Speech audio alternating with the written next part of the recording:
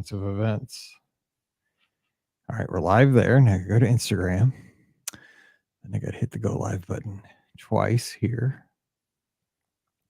You got to wait. And you got to hit a third time. I think it's going. You just can't open it because then you get a loop. That's the thing. You gotta trust. I think we're live. I can't, if I check it, it's like wah, wah, wah, wah, wah, wah. So you can't. Oh, we're live. I see Pecos 1911 is here. And Carol Allison Pez is joined. So, hey, everybody. We are here on a Wednesday night with Kara in Richmond, Virginia. Kara, what's going on? Not much. How are you? Good. So it's spring, but it is just a little weather check here in St. Louis. 40 degrees with a wicked wind here in St. Louis. Now it's been 88 already here, but 40 degrees currently and just cold wind, and it's spitting between. They say it might turn to like snow flurries tonight, so it's nasty here. How's the weather out on the east coast or in Virginia towards the east? Well, it's a little warmer. It's about close to 70 today, but it's rained all day, and then we had tornado watches. So even though it's been warmer, it's not great. Yeah, we had the tornadoes. That's what right before they got cold because it was warmer, and then we had the straight line winds and all that stuff, the hail. We had lots of hail. So yeah, it's springtime, I guess. But of course, we have opening day for the Cardinals tomorrow, and it's going to be just like this again. We've had these beautiful days. Yeah. Weeks and weeks of it, and then tomorrow the Cardinals come home, opening day, and it's going to be. I think the high tomorrow is like 44. It is going to be like spitting rain and chilly. I mean, and windy, and it's because that's one of those days I'm glad I'm watching it on TV. Like I'd like to be there most years, but tomorrow because it's so long. Like when you go down there, it takes forever. So I'll just be watching on TV as I work. So it's fine. So we're going to talk Disney. Man, somebody turn the heat up. Here's the thing. The studio for our show is in the basement here. I got a room in the basement. My wife turned the heat up upstairs. She must be because I work downstairs all day. So I have a fire, like a little electric fire, a gas fireplace downstairs. So I just turn that on all day while I work. So the house was super cold. When she got home, she turned the heat on me upstairs. Now it's like 110 degrees. It's smoking hot. I guess there's a vent right above me. I can tell because she's kind of cold-blooded up there. Whoo, I can feel it. So if I start melting during the show, we all know why, because it just got super hot in here. I can feel it right now. I'll be like, during the show, I'll be like, gotta get rid of the hoodie. I got my Mizzou long tee on under here. We're good. Okay, so anyway, man, it's hitting. Okay, so we're going to talk about your Alaska cruise, which is going to be fun because I've never done, I've sailed the Wonder, but never to Alaska. And we got so many people getting ready to sail Alaska starting, I can't believe next month because it's April. I can't believe May's next month. That's ridiculous. Quick. All right, so because we're going to talk about like where you took the train. I can't believe the deal you got on the train. $47. Yes. What? I was reading that. I was like, no way. Yeah. Because I love trains. Anyway, I do that just to ride the train, but that's just me. Okay, so let's get cracking. So we'll just tell the story, just throw in all the stories. We love stories around this place. Okay. Let me close the Discord so it doesn't keep beeping. Let's see here. Okay. Hello to everybody on Instagram and everybody here. Nope. Yep. Okay. All right. This is 2466. Should probably make delete that. And we are larger. And here we go.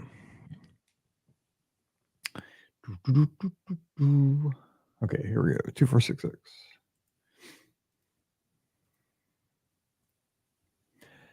Welcome to episode 2466 of the Be Our Guest Walt Disney World Trip Planning Podcast. I'm your host, Mike Rallman from BeOurGuestPodcast.com and one of the senior agents over at the Magic for Less Travel. Happy Eclipse Monday to you. Hope you're having a great start to your week. And remember today, look up, but make sure if you look up, you use those approved glasses. And again, shout out to Dr. Kai down in Arkansas for keeping these two eyes safe and the eyes of my family safe. He sent me some glasses. He's thinking of my family because he knows that If he didn't, he knows Mike could be cruising down Highway 94 here in St. Charles County, Missouri, and pick some sketch glasses up at a gas station. And he did not want that to happen this year. So shout out Dr. Kai. Thanks for making that not happen and keeping me safe as I peep out the sun here later today. But either way, I hope you're having a great day and hope you find totality in our podcast. See what I did there? We're going to have a good time, though, today. We're heading out to sea. And this show, I think, is perfectly timed. We're not always perfectly timed in our Monday podcast, but I think this one is, because just a few weeks ago, Disney Cruise Line announced the 2025 summer sailing season. So that's all those cruises that you could start booking for next summer to sail to places like the Caribbean and, the sailings over in Europe and so forth. But I'll tell you from personal experience, because again, I'm very lucky that I get to help a lot of guests book their vacations and their cruises here at the Magic for Less Travel. My most popular itinerary for summer 2025 was Alaska. Alaska was up there. So we're going to talk about an Alaska cruise and we're going to head up there. So joining us today is Kara from out in Richmond, Virginia. Kara, how's it going today? I'm great. How are you? I am doing well. So spring in Virginia, hopefully things are going well out your way. And, I just hope that spring has sprung out your way. Yeah, as long as it's not snowing, I'm good, and it's not. So seriously, I mean, last week we saw people up in, I don't know, we have the Discord, the BR Guest Clubhouse, people hanging out there all the time, and we're always talking about the weather. I don't know, because I'm getting old, and all that kind of stuff, but up in Wisconsin and people in the upper Midwest posting these pictures of like 6, 7, 8 inches of people in New Hampshire, up in Maine, at the snow, all this snow. Like we've had Easter. It's baseball season. Knock it off. What's going on? Right. I agree. Can't do it. But then again, you took a cruise to a place where there's snow in the summer. True. Is that okay? I guess that's okay though. Like, it's a novelty, I guess, to see snow in the dead of summer, maybe. Yes. Right? Yes. Okay, so let's break it down a little bit here. So give us just a quick little blurb of why you're such a Disney fan. Like, how's it start for you real quick? And then we'll jump into the cruise. Okay. I grew up going to Disney World with my family once, sometimes twice a year. And then started taking Disney cruises about 5 years ago, fell in love with that, have been to Disneyland, love Disney movies. So just kind of grew up with Disney my whole life. Cool. So okay, let's be specific to Disney Cruise Line today, because I got the itch. I'm under 90 days to the fantasy myself, and I'm doing a first time cruise for me. I've been on all the ships, but I've never done Eastern Caribbean. For some reason, I've done the Western 3 times. I don't know why I always do that itinerary. I've never done Eastern, but I'm excited I get to do it this time.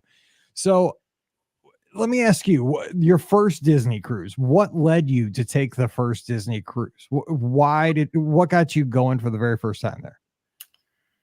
We always wanted to do one. We'd cruised other cruise lines and we just finally decided to bite the bullet. And it's funny because we went on the Fantasy on the Eastern Caribbean. That was our first cruise in 2019. That's so funny because so you did the Tortola, St. Thomas. Yes. Okay. Yes. Well, okay. I'm going to take advantage of this real quick for like 2 seconds. Give me a couple tips to help me out here, because it's going to be, I solicit everybody for tips, and you've been there. So what should I not miss, or what's something I should make sure that to keep a heads up for? Tortola was awesome. That was our favorite. We did not book an excursion, as we kind of researched, and we wanted to go to Jost Van Dyke and figured we could do the transportation on our own. It was a nightmare. It was multiple, like ferry to here, bus to here, this to here. And it's such a small island. They only take cash. We ran out of cash. So we had to talk somebody into doing a cash advance for us just so we could get back to the ship. So moral of the story is just book the excursion to Jost Van Dyke. It was worth it once you got there. We just thought we could do it on our own. That's a good tip. Actually, Tortola, we're ziplining in the trees. The girls wanted to do that. They want to zip line. So the Tortola were zip lining, but then in St. Thomas, I just booked a beach day. We're taking I booked them on the ship. We're just doing the Disney Cruise Line. We're getting on a bus, going to the beach, sitting on the beach for 4 hours. And I think in St. Thomas though, we're taking some kind of like Skyliner thing up to Oh, like yes. a little bar and Yeah. grill to get lunch. I think if we have time after that, because that looks like a pretty chill kind of day. We don't want to be too intensive there. Yes, Megan's Bay. We go there in St. Thomas, and the beach is beautiful, so you'll Yep, love it. because we're going Megan's Bay. Yep, you'll love it. Because we always try to do too much, and I'm like, you know what? Let's just have for once in my life, just vacation, like novel idea, right? And so Right. we'll talk about this with the Alaska cruise here in like 2 seconds. But I mean, one of the things I'm super excited for 3 sea days. I love sea days. How do you feel about sea days? I love sea days too, but now that I've been on the ship and done several cruises, I'm itching to go to all the different ports. Me So I'm a too. go person too, not really a relax on vacation. So I just like the little like activities that Disney Cruise yeah. Line gives you during sea days. I'm a trivia junkie. Mhm. If they have towel folding, I'm terrible at it, but I'll go, I'll sing karaoke, Me better too. later at night after a tequila tasting or something, but I'll do it in the afternoon if I have to. So anyway, well, okay, let's get into your cruise. So we're going to talk about cruising the Wonder. So tell us when you went, who went with you, and how it all came, how you decided to go to Alaska. We wanted to do something different. We had done pretty much all the Caribbean sailings. We had done the Southern Caribbean sailing out of Puerto Rico prior to that. And so we wanted something totally different. So we decided Alaska. It was 4 adults, 2 couples, and we went last May. So May of 2023. We were trying to go prior, but COVID kind of blocked that. So when we got the first opportunity to go, we took it because we didn't want to miss out again. So, I think we all but have that strategy at this point in life, right? It's like, yeah, I was going to go. And then the ship stayed parked for like 2 years. yes, Let's go yes, now. Yeah. yes. And it was the first sailing of the season too. So they hadn't gone, they came from dry dock.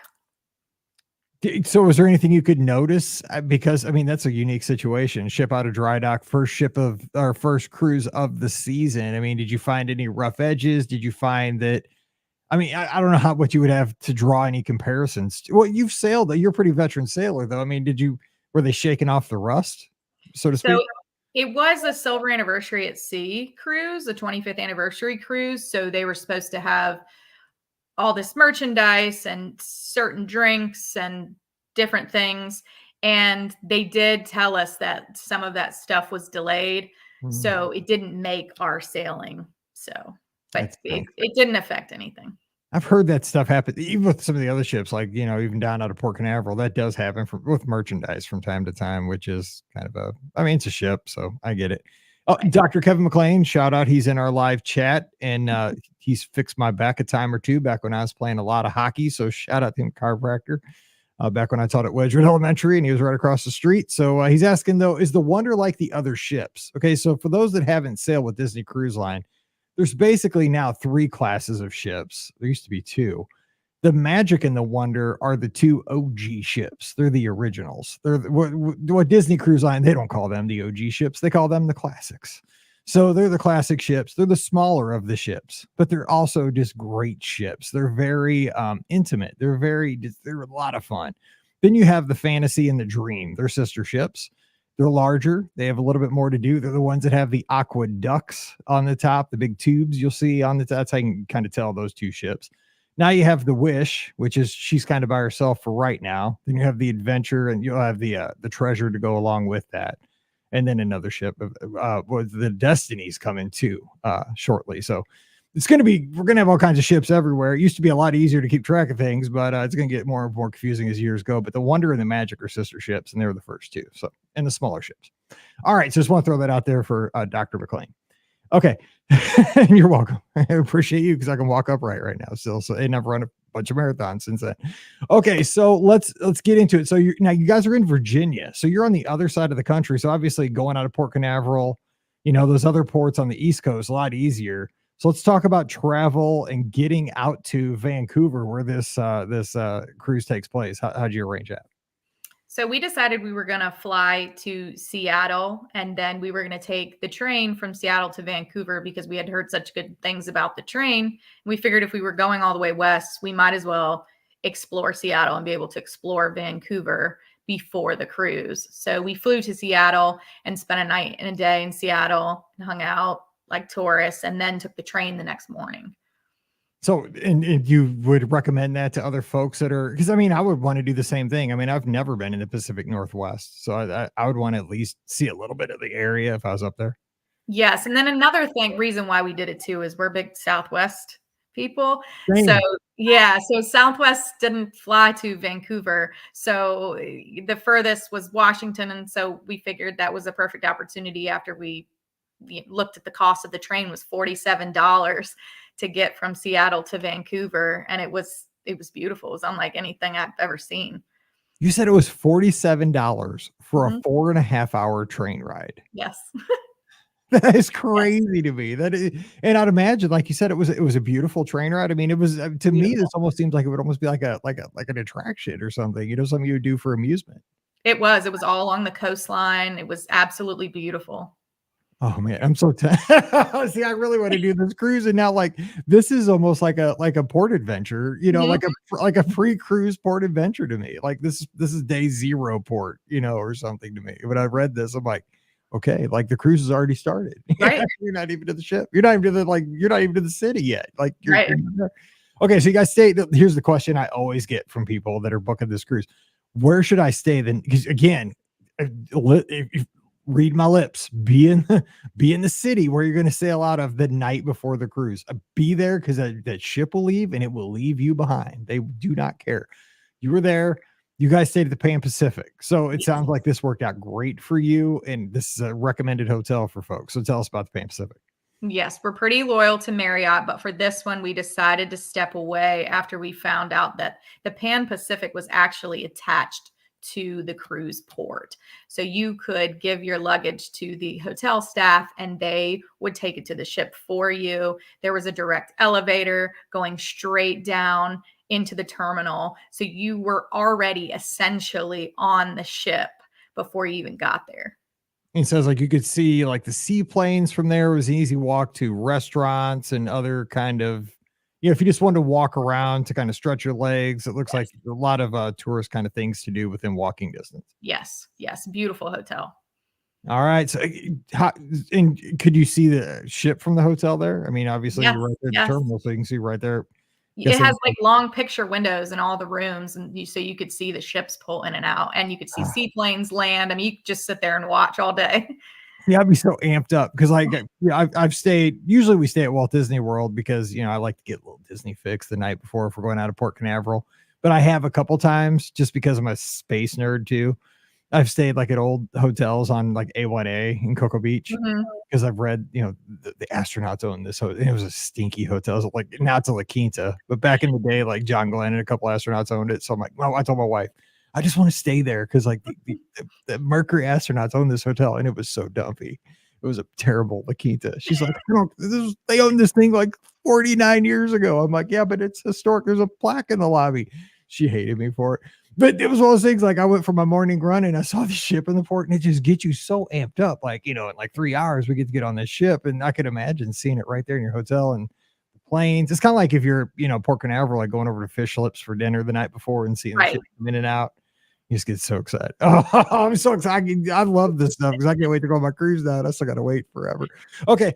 So embarkation day comes. I'm telling you what, if you've been on a cruise, you know what I'm talking about. This is like Christmas Day times 10. It's the Mhm. best. The whole cruise is in front of you. So walk us through embarkation for Alaska, getting on the Wonder.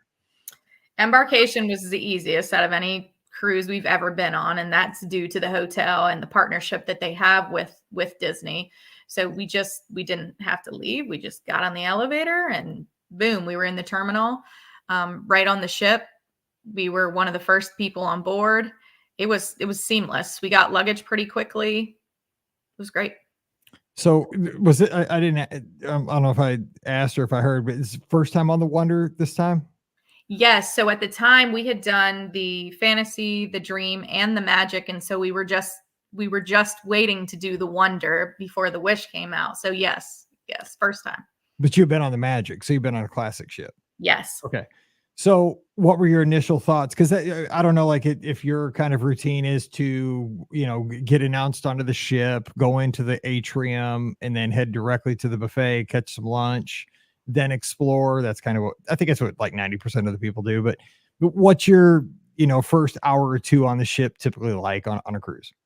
We usually do the sit down lunch Nice. versus the buffet just because we find the buffet to be so busy, It is. and the sit down lunch is kind of relaxing, and by the time you get out of it, usually your room is ready, and so we tend to skip the buffet, on the first day.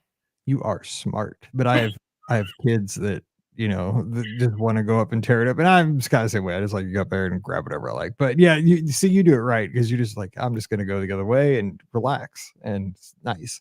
Because I always try to get on, like, the aqueduct or something real quick, or, I'm always again, I need to relax. It's a cruise for the love of maybe I'll do that this summer. I'm gonna do that on the fast. You should try it. I will. I will. It's a 7-night cruise. We don't even hit land till the 3rd day. Come on now, Mike, relax. It'll be Yeah, fine. They're not gonna run out of food. no. So you get on there. Now this is also you mentioned a silver, anniversary at sea. So you had those special gifts, like, right here in the studio. I got one too because our podcast cruise was one of those cruises too. The Mickey, Captain Mickey little I love that piece of art as I well. do I too. think it's beautiful. I love it's a cute little touch. And so did they do a lot of that stuff throughout your cruise? Or I mean, really, they just gave us the art on the Wish this summer kind of thing. Pretty much. I mean, they had some decor put up, stickers on the porthole windows and Yeah. banners, but a couple Drink. fun drinks and Yep. stuff that they I got a sold. coaster. Yeah, I brought home a coaster that Scott didn't get, and he's still mad about it because I think he paid for the drink to get the coaster, then they ran out or something. Ugh, I waited for the bartender to go to another bar to get mine because I was like, I want that for the. Yep, it's still back there. The studio. I was making sure it's still back there. It is. I don't know why I'm looking because nobody comes down here but me. I don't think Scott is like broken in here and like he would not take it. He's my best friend. Okay, so you get on the ship. It's embarkation day. Does the Wonder do as much of a sail away as, say, like the Fantasy and the Port Canaveral cruise as you're going to Alaska? Do they make it such a big deal? Would yes, you? They it's do. the same as the other ships. Yes. Do you guys, Oh, you're two couples though? I mean, do you guys go up there and I mean dance with Mickey and everything, or do you guys just kind of chill out and like, we don't need that. We've done it before. no, we go up there. We love to watch the ship sail away, and we had read so much. They sail under this pretty neat bridge, and so we wanted to see the ship sail under the bridge, and so took a lot of pictures. It was really really cool. Sweet. Okay, let me ask you about staterooms. I should have asked you about that earlier, but let's talk about that. So, did you guys get staterooms like connecting staterooms or adjacent staterooms, or how'd that work with the other couple? Yes, we always have connecting balcony rooms. Nice. Oh my gosh. Yeah, that's what we do with Scott's family too. Like we take the divider out and we have this big old, we call it the big dance floor. Yep. So we can just Yep. go back and forth and it's the best. So what kind of stateroom did you have? And tell us like for 7 nights. And again, there's certain itineraries that just lend themselves to having a veranda, and in Alaska with the vistas you're going to see constantly. I mean, if you can swing it, at least have a porthole, but a veranda, if you can make it happen. This is one of those that is just going to be amazing to have. I would think you would agree with me on that one. Yes, and we always get a veranda. We like the outdoor space, but I did find that this itinerary we use the veranda a lot more than any other sailing, just simply because it was totally different scenery to look at. Yeah. So, and also I get, a lot of folks that are going to itineraries that stop at Castaway Key, right? The Bahamians, the Caribbeans, we're always looking, a lot of people want starboard. Starboard's a big sell because when the ship docks at Castaway Key, if you have a starboard stateroom, you're going to dock where your veranda overlooks Castaway Key while you're in port, which is fun because you can get, but here's the thing. I've had this a bunch of times. Usually I'm not on my veranda while we're in Castaway Right. Key. It's like I maybe I'm up there like we're leaving, but I'm usually hustling to get ready for dinner. So I'm like, it's like 5 minutes of my cruise. And like I stressed about it for, 10 days. It's like return on investment, terrible. But anyway, with this cruise, you got to think about it. It's an out and back. So you're going to see it either on the way up or on the way back because the cruise is going to come up and back. And, it's a north-south kind of thing. So did you find that it's not that big a deal if you're on the port or the starboard side? Not at all. Every room, everywhere, every deck is a great view. Cool. All right. So now let's kind of dive in. First, kind of the first your embarkation, you got your sail away party going. Tell us about kind of the first day. Because that's kind of that first day where it's a little chaotic. You're trying to get settled, get the stateroom in, get your luggage. First, you're meeting your serving team, you're finding your table at your first where was your first restaurant? You know, I can't remember That the doesn't matter. I mean, order of the dining. that's terrible to ask you. That's I terrible. think it was Animator's Palette. I think Okay. so. That's terrible. I'm Yeah. terrible interview to ask that a year later. I should just ask you about dining in general, but like, so did you guys kind of just find your way around and just explore that first night? Did anything remarkable happen the first night? Maybe. First night, pretty much just exploring. We did go to dinner. We love the rotational dining, so that's something we never miss dining unless we're going to Palo. But we just kind of explored. We definitely went to trivia. We always go to trivia. We have Yes. to. Our goal is to win a medal the first day of the cruise and be able to wear that medal the whole time. Oh, So I want to sail with you because 100%. That's exact winner. Where's my medals? yep. It's so fun. Yes. I mean, even if I got to like just make like a race car out of potatoes or something, I got to get my medal. Me too. Whatever it takes. So you enjoy the cruise director's staff's activities do you like basically exclusively trivia, or do you like the more obscure activities like throughout the cruise? Do you like go through the navigator and find most things and attend a lot of things throughout the cruise? Yes, we attend a lot of things. We stay busy. We're not Same. like lay by the pool kind of people. We're highlighting the, itinerary and trying to find something all day long. So we've done pretty much all the activities. I miss speaking of highlighters, I miss the old days where I used to highlight it with the paper. I know. Now my phone just kind of buzzes because you put the star and it like gives you a reminder 10 minutes or 15 minutes before. But I mean, that's okay. I get that. But man, you just brought back a memory there with we'd like have different color highlighters. I know we're nerds, but those because then you bring them home and be like, that was like a souvenir. Anyway, okay. So the first day, though, sea day. That's kind of nice though, because you get on the ship and there's really no pressure, I guess, that first night because you're not porting the next day, so you just you sleep in a little the next day, or how's the first sea day go? We also we're not sleeping people. We get up early every day, whether it's a weekend, a work day, vacation day. So we're like waiting for Cove Cafe to open kind of people. So Need my Java. Nice. Okay, so give us some highlights of your sea day, though. Give some recommendations for folks that are heading up this year. What could they expect, or what did you guys enjoy for a sea day on the Wonder? So, like I said, we start every day, whether it's a sea day or port day, at Cove Cafe. That we love to enjoy a coffee and kind of relax before the day starts. The first sea day, they brought an Alaskan expert on the ship to cruise with us basically the whole time. And they did presentations every day on something specific to Alaska or what you may see the next day, certain wildlife. You were able to ask them questions, which was really, really nice because they don't do that on any other sailing that I'm aware of.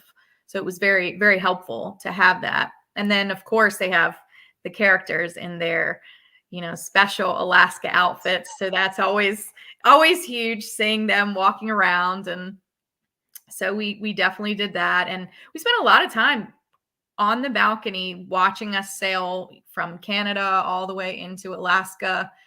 And up on the top deck, we saw whales, and they would call out, when they saw things in the water, and they would say, okay, over here on the starboard side, look to, you'll see 3 whales. So it was nice. You could stand up there for hours and be entertained. So they would do like a full ship announcement saying on the starboard side right now, you can see like kind of like a captain would do like on a airplane, like off the right here, you can see the Grand Canyon kind of thing. Yes. That's cool because that is unique. You don't hear that in the Bahamas. Off the right hand side here, we got a couple dolphins. You don't get that very often. No. So the wildlife experts, or these naturalists that come on to give you some background knowledge of what you may see throughout the cruise. Are they doing this in the theaters? Are they doing this? How's that? Is it well attended? What's that like? Yes, it was in the theater. And they had them throughout the day. Of course, like I said, we're morning people, so we would always go to the earliest one. So ours probably wasn't as busy. People were probably at breakfast, but I would think that they are well attended. Yeah, because that's, I mean, it's super like, I mean, you're there, you're like immersed in it. You're going to get educated with, what you're going to see. It's going to make the experience of what you're about to see just more enriching because you're Right. going to have knowledge of what to look for. And, I, again, I was a teacher, so this is so up my alley. I'm just like, oh my gosh, get myself on this ship. So that night though, you wrap it up with Palo dinner. So again, is just I love Palo. It's just to me. I was trying to explain this to my dad. My dad's never done anything, nothing like a Disney cruise.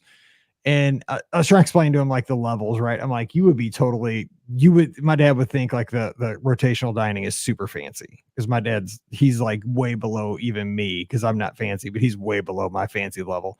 I'm like, Palo is fancy. I'm like, but you got to understand that on the ships, though, there's like one more notch above this Palo Italian restaurant. As it's either called Ashante on the newer ships or Remy on some of the other ships.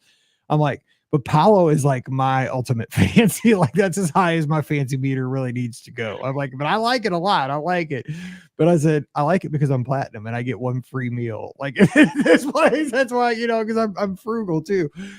And we're gonna do two of them on the fantasy because we're there for 7 nights. I'll splurge for one. They're gonna pay for, but I enjoy it because the food is just outstanding. But also the rotational dining to me is outstanding because I don't eat out much. It's super fancy. But give us your thoughts on Paula. So fine dining is my favorite part of vacationing. Any vacation, I'm always looking for the most unique, innovative, expensive restaurants. So Palo is a must. We haven't gotten to do Remy or Ashante yet, but they're definitely on the list. But Palo is a must. Just the service, the the food, the drinks, it's amazing. It's wonderful. You've done the brunch, right? That's my favorite at Paula. Yes. I like dinner too, right? The lasagna, the chicken. Just I like. There's a few dishes I like at dinner too. We're doing dinner obviously too on this one, but the brunch. I'm a brunch person though because I like the um with the eggs with the hollandaise sauce, the eggs Eggs Benedict, Benedict. and the chicken parm. Not that I'm already thinking about what I'm gonna have to eat like in I 3 know. months, but I'm already thinking about what I'm gonna have to eat for 3 months. Yeah, my dad asked me what makes this Remy restaurant so fancy, and the best thing I could come up with is it's like a lot of French food, and the purses have their own seats. I was like, the ladies' purses have like a seat of their own. I'm like, I don't know. That's what makes it fancy, I guess. So there you go. Yeah, I've heard people compare it to Victorian Albert's, which I've done. So hopefully we'll get to Remy next. I toured it. We did our agency when the ship was in port one day. We got on like right after the guests left the ship. So we got like a couple hours just for the agents that had never been on a Disney cruise. Like we took them around and showed them like this is what this kind of a stateroom looks like. This is what this guy.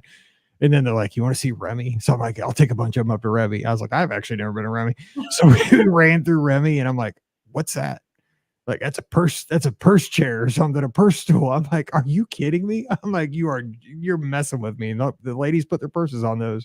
I'm like, that's why I Awesome. don't go here. Like, any place that the purse needs its own chair, Mike Rallman does not need to be in this restaurant.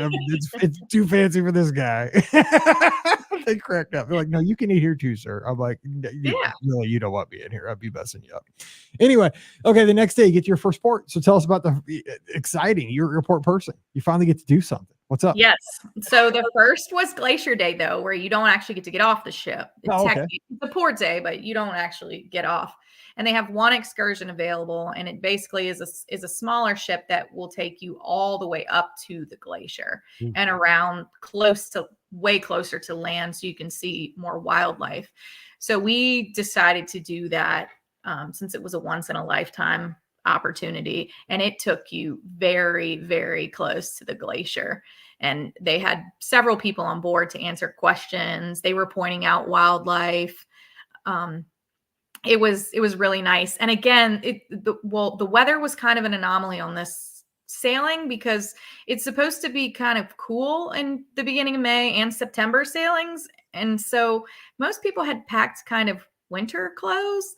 And when we looked at the weather, we were like, oh, 60 degrees, that's kind of summer for us. Like we're wearing shorts. So we're shorts and t-shirts. And so we get on and it's like 75, 80 degrees the whole time and sunny, and it doesn't rain at all. So we're great because we have a t-shirt and shorts, but everybody else is in sweaters and coats and Oof. beanies because it's all they packed. So people were scrambling to buy t-shirts. So it was really nice being on that smaller boat too, when it was warm and sunny and not cold. Was the smaller boat something that people might have if they're thinking about doing this, any kind of, because smaller boats and sometimes, like when you take a like a kind of like a transfer from say even in the Caribbean over to like Tulum or something, some people get a little motion sickness, because sometimes they go a little bit quick, it gets a little choppy. Is this something that people might need to think about from your experience now that you've been on it? No, the water's like glass. It's Is it? completely still. I mean, maybe if there was a storm, we didn't experience that, but no, no, no motion sickness. I'm told that you said like kind of a once in a lifetime thing to see. I mean, we're not going to get into the whole global warming or anything like that, but I mean, Exactly. They are disappearing. seeing these So things yeah. in their current day, Mhm. presentation, like you just, well, you just want to see it in its present state Right. while you're there. Okay, so Skagway next day. Tell us about that. Skagway, we booked the train excursion. And Oh, basically, the train takes you all the way up to the top of the mountain and then all the way back down. So you kind of start where it's lush and green and spring, and then you get towards the top and it's full blown winter, in the top of the mountains, snow. So, and you could stand out on the back on the caboose as the train went along, take pictures, videos. does it feel like you're going back in time a little bit when you're like with these? I mean, I don't know how these other excursions are going to go, but this one just seems like, I mean, it almost feels like to me like a Silver Dollar City experience. But I mean, this Very is like much. this is real. This is Alaska. Very much. And they talked a lot about the history and the gold rush and all that. And Skagway is a small, very small town. You can pretty much see from one end to the other. So it's very, it feels kind of like it's back in the day. Do you see? Because I have no knowledge of this, so I could be asking really dumb questions here. But just I'm trying to do this on behalf of our listeners too. Sorry, listeners, I'm asking dumb questions for you. That's terrible to say, but do the townspeople, the folks that live there, obviously they're focused on tourism, but I mean, do you find that there's folks out there from the town that are kind of wanting to support the tourists, as you're getting off the train, and there's things where you can buy souvenirs and buy drinks and food and all that kind of stuff, in addition to your time, you can spend some time in the town and kind of experience it. I know it's going to be a tourist version of it, I would imagine, but what's it like for the town itself besides riding the train? And you guys, looks like you also went to the distillery. Yes. So we talked to several people who live there. And actually, the lady who ran the train excursion, she was a college student and she comes to Alaska for the summers and just does the cruise season and then goes back home. So most, I would say probably about 70 to 80% of Skagway, those people don't live there year round. They go somewhere else in the wintertime. So they heavily rely on the tourism season. And there were plenty of tourism things. They had dinner shows Yep. and souvenir shops and all kinds of stuff like that. Sounds like Branson around here. Exactly. Or, all those towns like that. But that's cool. And I bet you they were super excited to see you because you mentioned, I mean, you guys were, still coming out of COVID. And I mean, I'm sure that just devastated their town. Right. I'm sure they're so excited to see you guys. Right. All right. Real quick though, just in general, when you're jumping from port to port, day to day, how long in general was it to go? Was it just like an overnight and you in the morning you were there, or did you get there mid-morning most of the time? Like how was the distance traveling between these ports? Very short. In the morning you were there. They barely moved the ship along to get there to the next day. Nice. All right. So the next day looks like it's Juneau. So tell us about Juneau. Yes, we did it was called Best of Juneau, and it was pretty much a full day excursion. It was comprised of three things. We went whale watching, we saw the glacier, and then we also went to Echo Mountain Lodge, which was like a remote lodge with nothing around it. So we did whale watching first, saw tons of whales. I will caution you there on the motion sickness. Whale watching boats are historically known for that. And it definitely could have made you a little ill if that's a worry. But then they took us to the lodge and we had this huge seafood buffet spread. We got to try their local hot sauce and seafood chowder, and they were frying homemade donuts outside. I saw this and I was like, I don't care what a Disney, what an Alaska cruise costs. When I saw this, I'm like, okay, you said you get seafood chowder, salmon, and fresh made donuts. I'm like, okay, you've talked about train rides. You've talked about being on the Wonder, which I love the ship, and seafood chowder, salmon, and homemade donuts. So I'm in. Like, I'm in. I'm just about to change my cruise right now. I'm about to go on DisneyCruiseLine.com. It was awesome. And it was all you can eat. So you could have as much as you wanted. Yeah. Medic. I could not, I would not make it on the southern part. It would not be coming back. So what else? You guys got to do some other stuff though after that, even. Yes, we went, and we are brewery distillery fans where we live in Virginia. It's a huge craft beer and wine place. So we tried to check out a brewery at every port. We were actually surprised to find several at some, and distilleries. We didn't know that Alaska had kind of a booming distillery and brewery business, but they did. So we definitely checked out those in the ports and went to local restaurants. We like to try whatever their local cuisine is.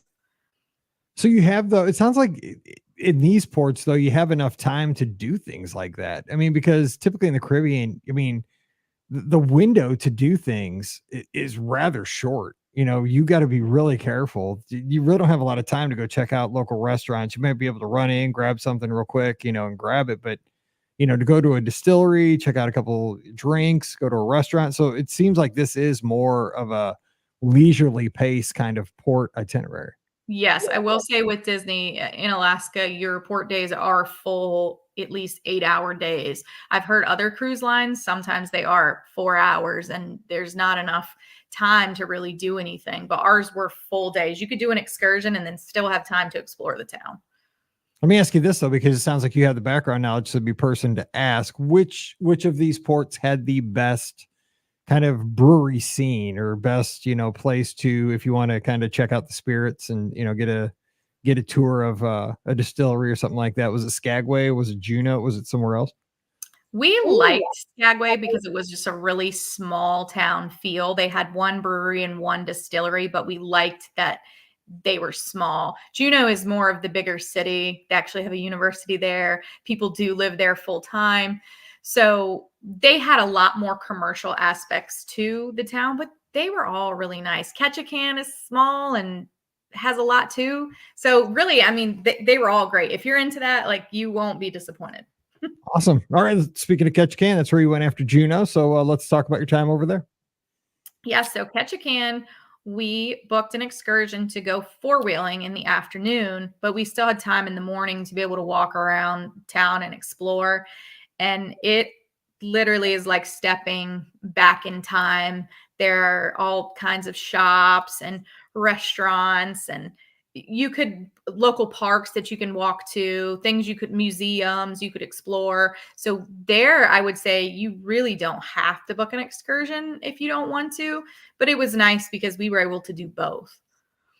See, I like it. It's kind of like what we're doing in, St. Thomas a little bit, like we're going to the beach and then hopefully we'll have a little time to go up to the little bar and grill on top of the little sky buckets. I mean, that's kind of a dream, but it sounds like again, not as much time as you guys had in these ports, but that's what I'm excited about. Okay. So you guys signed up for some 4-wheeling. I see it's again, old, right? I'm old. I admit it, but I love Love Boat. It's one of my favorite shows, and I watch that channel on Pluto TV because it's like a 24-hour channel and it just shows Love Boat episodes. And they show like a lot of Alaska. There was a season where they went to Alaska, and so I see those all the time. And what's ironic is this is still the itinerary they ran in like the 80s or the late 70s and the 80s. They went to Ketchikan, they went to Skagway. I mean, this is exactly where they went, and they shot on location. And so I'm like, in my mind, I can picture like Stuving with the like, fake dog sled and, all that racing, the mean captain and all this stuff. So like, this is so funny because, it's, this is like a classic itinerary that's been around for decades and decades, yet it's probably evolved over the decades, but it's still probably kept some of its basic roots in what the cruisers enjoy, what tourists want to see in Alaska. I mean, do you kind of feel that it's a little bit in the past, but it's also kind of, I mean, four-wheeling, I bet you they've been doing that for decades, I would imagine. Yes, I'm sure. I'm sure. And it was really nice. We went all the way up the mountain and we would stop places that they knew were great places to take pictures, and they talked about the foliage and what things naturally grow that they use to flavor their foods and drinks. And they were also college students who led that, so it was very interesting. You guys got to visit one last, this is your last port day, so you got to go to one last distillery brewery here, and this one was nice too, I guess. Very nice. And it's right when you get off the ship, and they're known for their different local fried fish. So you just grab it and go, and you can sit outside, sit inside. So we weren't going to miss the hot, fresh fried fish with a cold beer. That sounds, I'm not a beer drinker, but man, the fried fish sounds so good because St. Louis is a very Catholic town, and during Lent, all of our local Catholic churches have the fish fries, right? I mean, every one of them does. And so, man, fried fish is everywhere. Like all the local parishes, just battle it out around here. So unfortunately, the season's over, like no more fish fries, but oh my gosh, like this sounds, I mean, again, you are selling this, like you're hitting me in all the places, like with all this fried fish and all this stuff. So sounds awesome. And the four-wheeling, I mean, was this something that you would say again? Because I just want to help people that are thinking about, because I think port adventures are super important to think of what you want to do. I mean, this is obviously you got to be physically fit to do this, to be four-wheel. You don't want to, get hurt or anything. But I mean, what was the adventure level on this for somebody thinking about doing this? So Was it something you're like flying on these things, or how was it? No, it was a side-by-side four-wheeler. So you weren't on your own individual. If Oh, you didn't really? want to drive, you don't have to drive. I didn't Yeah, drive. I side by just side, I think. rode. So, but we have done four-wheeling in the Caribbean, and I think we preferred it in the Caribbean. It was also pretty dusty and dry. So when you were finished, you were just Oh yeah. covered head to toe from dirt. Um, and it was quite expensive. I will say excursions in Alaska are much more expensive than Caribbean excursions. You can expect to triple your budget on excursions. There's nothing affordable. So yeah. You're in the United States, and you're not in the Caribbean. Okay.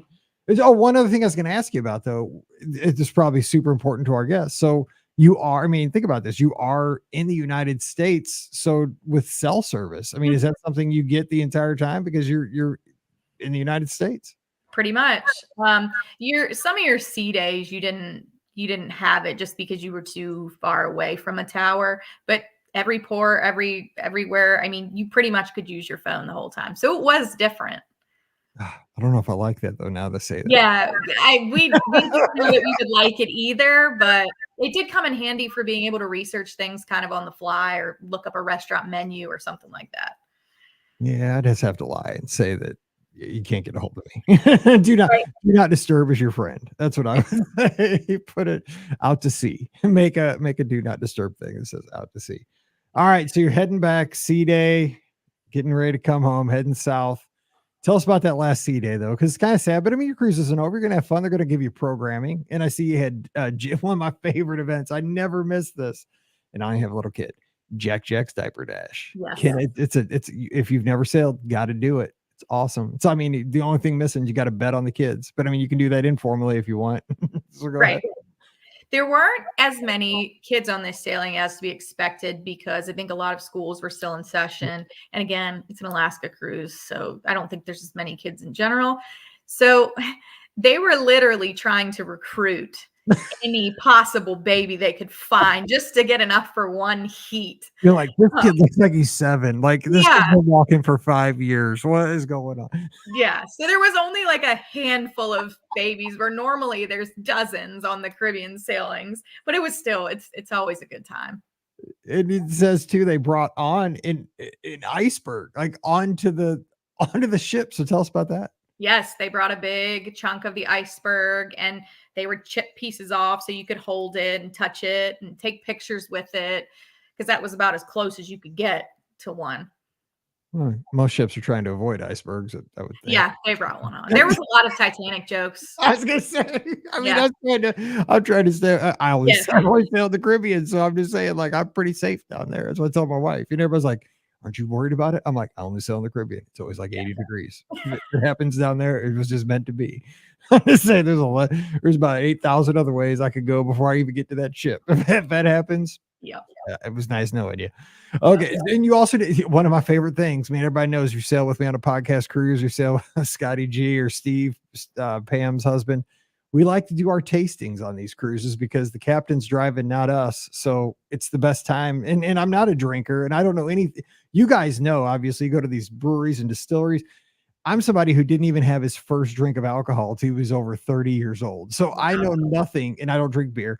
So I know nothing really about anything. Like, I just know that, like, I do like margaritas and tequila now, and I've gone to mixology classes on the ships. I've gone to martini tastings. I've done old-fashioned tastings now. So I do all my tastings and stuff on the cruises. And it's a great opportunity because it's a safe environment. Like, you're not going anywhere. You're on a ship, you're not driving. So do you guys enjoy doing these things as well with Disney Cruise Line? We love them. We had done the beer in the past and the mixology in the past, and so we wanted to try a different one. We're big wine drinkers, so we booked the wine one previously, and I believe it's $50 a person, and it is well worth the Mhm. $50. I would say you don't have to know much about anything. I It's a good agree. I opportunity. agree. I think they're Yeah, super nice to you when you don't. Like, if you're honest with them, like I tell them, I'm like, I'm here and I really don't know much. And they kind of take you under their wing.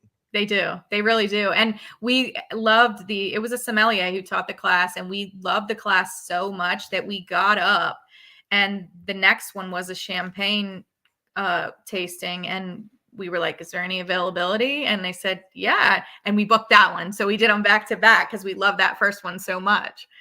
Yeah, if you give them a good tip, they're like they'll always make you another spot. They could they'll set you another spot. They'll always find you something. Yeah, Scott and I have worked our way into full seminars many times like that. So, of all the tastings you've done, what would you recommend? Is mixology your favorite? Is champagne? Is it wine? Bourbon? I I mean, would there's a bunch say of them. champagne is what I knew the least about. So I learned the most from that one. So that was really fun. I'm trying to think what mine would be. Probably, like, from my past experience, because half of it though is because of who I've been with, because we've Right. done 6 podcast cruises at this point. Mixology and tequila and margaritas, because they're combined as one. That's probably the most fun in the end. It's wild, but I enjoy mixology because mixology, like, you get to, you go behind the bar and they actually show you, like, all the tools, and some of the drinks are really kind of involved, like how you pour them and how you, Mhm. because I don't know, like, this is how you muddle. I'm like, Right. "Oh, this is how you take the leaves and do all this stuff for a mojito," and Right. like, I'm never gonna make one of those at home because I don't have any of those tools. But it's interesting on the ship. It's, because I think a lot of people think when you go to cruise, you just kind of sit on a sun deck and lay around and maybe read a book. Like, I'm like you, like, I like to be active. And I know you might think, well, that's not really learning, but to me it is. I mean, it's kind of like, I mean, I Right. know I'm drinking, but it's enriching because it's something back home I would never go to a bar to learn about drinks. But it is, I mean, it is, because they tell you, like, where the spirits come from, what countries, and the cultural significance to why each drink came around. I mean, I know I'm trying to sound, you're like, you sound like a drunk, Mike. I'm not, because I don't drink that much, but it is interesting, the cultural connections to all these drinks to me. Yeah, they gave you tips too, like in the wine tasting class about what to look for in a good grocery store wine, like Mhm. how to pick out a cheaper bottle of wine that's still good. And that's great for lots of people to know. So it was very cool. We would definitely do them both again. Oh man, I can't wait. Yes, I have a bunch booked for the fantasy, so I'm ready because being platinum, it's like you have a lot of options, to your disposal when you go on. So I was like, yeah, I'll take that. I'll take that. I'll take that. Let's go. So, Yeah. and I'm going to do them all because you got 3 C days and you got a lot of time. So like I think I got one a day. I think I did one a day because I don't want to spend too much, right? So I limited myself to one each day, and so Right. that was That's my budget. And I'm saying, and I already like made a plan to save like I've told myself I'm not going to do this like this month. So it's like my savings plan. I'm going to knock this off for, March. I didn't do that. I'm not doing this in April, not doing this in May. So that's going to pay for that. So that I've got to figure it out. Anyway, so as we kind of wrap, I mean, this sounds like such a great cruise. Let's kind of bring it home here because you had your 7 nights on the Wonder, got to see Alaska, got to go to all these great ports. We didn't even talk meals though. Let's jump into that real quick. What was your favorite restaurant of the rotational dining? Because I hate to miss out on that. So let's talk rotational dining. Favorite restaurant? Definitely Tiana's. Okay, and that's a unique one to that ship. Yes, and we love Princess and the Frog, and they had in dry dock they had just turned the lounge out front of Tiana's into the French Quarter Lounge, so it was now themed to Princess and the Frog. They served beignets and coffees and cocktails. So it very much you could go there and have a drink before dinner, and the theming led into the restaurant with live jazz music and a Mardi Gras parade. And Lewis was there from the movie, so it was very, very cool. And they served traditional like New Orleans food. I would love to see that restaurant. That restaurant is really super intriguing to me because we got the little Tiana's lounge on the Wish, right? That had the theming and it had you could get beignets behind the bar. It was kind of weird, like how they had the beignets. Like you could order them. They go. I don't know where they got them from. It's weird to order Right. beignets at a bar, but they Right. got them and they were good. But yeah, the restaurant though intrigues me because isn't there's a show too, show aspect. Yes, yes. So I think we went twice, and one night it was live music, and Tiana comes out and sings with a band, and then the other was the Mardi Gras parade, and of course they get all the kids and parade them around the restaurant and give beads out. So it was very interactive. All she needs like LSU fans, and then you Yeah. got it. I mean, just kidding. All you LSU fans, kind of, we got a lot of LSU fans listening to our show. I'm just playing. I just got to throw it in there. Okay, one last thing though, the adult entertainment, which on a Disney cruise just means like at night you go down to the. Back in the day, I think the Wonder, it was called Beat Street. I mean, this was like way a long time ago when it first started sailing. Back like in fantasy, it's called the Tube. I forget what it's called in the Dream. Every one of the ships has their own kind of 18 and above area after 10 o'clock p.m. where it's very tame, but it's just the kids can't go there at night. They do things like Match Your Mate, which is kind of like the newlywed game, and all this fun little stuff for the adults. So did you guys do anything special as far as that? We go to those shows every night, all of the adult only shows. We go to all of them: comedy, juggler, magician, whatever. Match Your Mate is our favorite. We love that, but any of them. Same. I can never play Match Your Mate because my wife would kill me. Like I would not care. Like I get in here and I make a fool of myself 5 times a week, in front of everybody. I don't care. Same. With my wife, I would be divorced within 10 seconds if that microphone went in front of her face. So I know I can't. Same. I've asked my husband multiple times to participate, and he's not going to do it. So I'm like, but a medal. I know, it's so fun. That's your mate. You get like a bottle Champagne. of champagne and everything. You get big prize. I mean, this is big prizes. Yep. Nope. She's like, I don't care if they gave a free cruise. I'm like, you Right. are crazy. I'm like, you know how much a cruise is? Right. But we have played bingo though. Like Yes. try to win the bingo. And see, that kills me because that's super expensive. It really is. It really I do is. that for her. Yeah. I'm like, this is so expensive, but we're not gonna win. Come on. But yeah, it's fun. Cruises are fun. So okay, as we wrap though, kind of final thoughts on an Alaska cruise for somebody that's even considering it, or somebody that is just sitting there right now, like, I get to sail on the Wonder in 42 days, and I've never been, and I'm so excited. And Kara's got me just like, I want to go now. So just give them some thoughts. Just final thoughts. So we definitely said this would be, we thought it'd be a once in a lifetime, one and done kind of cruise. It's not like the Caribbean where you can easily go back over and over. But when we got off, we all four agreed it was our favorite sailing we'd ever been on, and that we were ready to go back whenever. We will absolutely book it again. It's got us excited for more kind of exotic itineraries on cruises. So we're going to start looking more into those. All right, sounds good. You got me sold. I mean, I am so jazzed for this, and I was pretty excited for it. But I mean, I've gone from like an 8 to like a 12 during this show. Wonderful.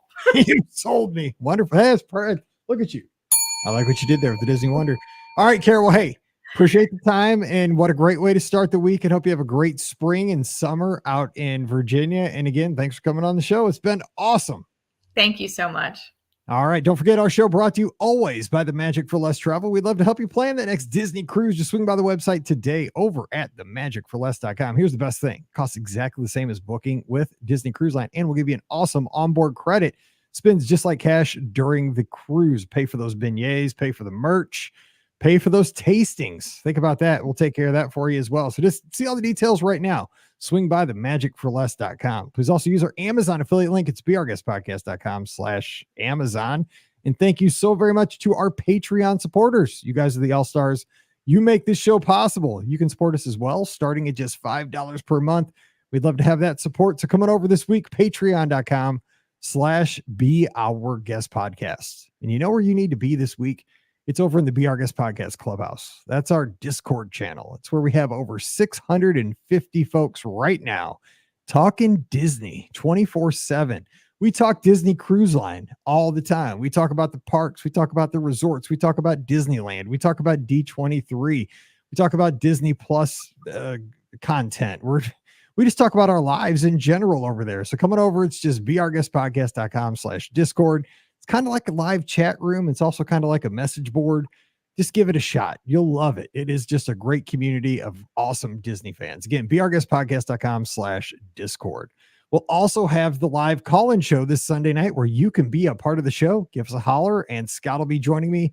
That's 7 o'clock Eastern, 6 o'clock Central on Sunday night on Facebook, YouTube, Twitter, Instagram, and Twitch. Just join us again, 7 o'clock Eastern, 6 o'clock Central in all those locations. You can also finally give me a follow on the social media at Be Our Guest Mike, Instagram, Twitter, and Threads. All right, time to get out of here and let you get on with your week. We appreciate you spending the time with us here on a Monday. We'll be back again on Wednesday with more of your listener questions. So for Kara out in Virginia, I'm Mike here in Missouri. You guys have a great week. Stay safe, stay healthy, and we'll see you real soon. That was awesome, man. Seriously, you got me so pumped for doing that cruise. Oh my gosh, I want to do that so bad. That's got everything I want. Yeah, it's just so different than any of the other ones. Yeah, it is. And it makes me like want to go to Long John Silver's or something right now, even though I already had dinner. Hey, you only live once. I would, with all that fried fish, I wouldn't live long. Is exactly right. I would live once and I wouldn't live to see 51. Oh my gosh, that sounds like so much fun. Hey, I appreciate you coming on the show, taking the time because people are going to love this on Monday. I even put in we had a lot of people watching while we did it. So much fun. Carrie, you guys take care and just give me a holler if you ever need anything. It's so fun. Thank you so much. Have a good one. See ya. Bye.